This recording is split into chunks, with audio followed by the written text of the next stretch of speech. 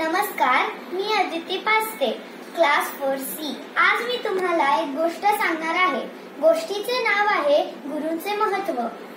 गुरुर् ब्रह्मा गुरुर्विष्णू गुरुर्देव महेश्वरा, गुरुर् साक्षात परब्रह्म तस्मै श्री गुरवे नमः। गुरुच ब्रह्म आहेत, गुरुच विष्णू आहेत, गुरुच महेश्वर आहेत, गुरुच साक्षात परब्रह्म आहेत। माझ्या सर्व गुरुजनांना माझे वंदन। गुरूंचे महत्त्व।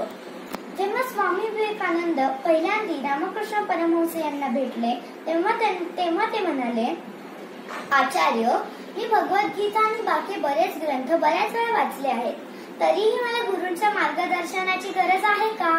रामकृष्णांनी या प्रश्नाचे उत्तर दिले नाही। काही दिवसांनी रामकृष्णांनी स्वामी विवेकानंदांना बोलवून त्यांच्याकडे एक वस्तू दिली व सांगितले की ही वस्तू जवळच्या गावात पोहोचव। ते गाव नदीच्या मार्गे काही तासांच्या अंतरावर होते। दुसऱ्या दिवशी सकाळी लवकर उठून स्वामी विवेकानंद नदीवर गेले। त्यांना तिथे एक नाव दिसली, त्यात नावाडी होता। ते नावेत बसले आणि नावाड्याला सांगितले की आपल्याला या गावी जायचे आहे। नावाडी म्हणाला, स्वामीजी, गावाचे नाव तर मी ऐकले आहे, पण तिथे कसे पोहोचायचे हा रस्ता मला माहित नाही, त्यामुळे तुम्ही तिथे पोहोचू शकत नाही। कसे जायचे? डावीकडून ते उजवीकडून का सरळ जायचे? स्वामी विवेकानंद म्हणाले, मलाही रस्ता माहित नाही। मग ते परत रामकृष्णांकडे गेले आणि त्यांना म्हणाले, आचार्य, तिथे जायचा रस्ता मला माहित नाही, मी कसे जाऊ? तेव्हा परमहंस म्हणाले, नरेंद्र, तुझ्याकडे माध्यम आहे।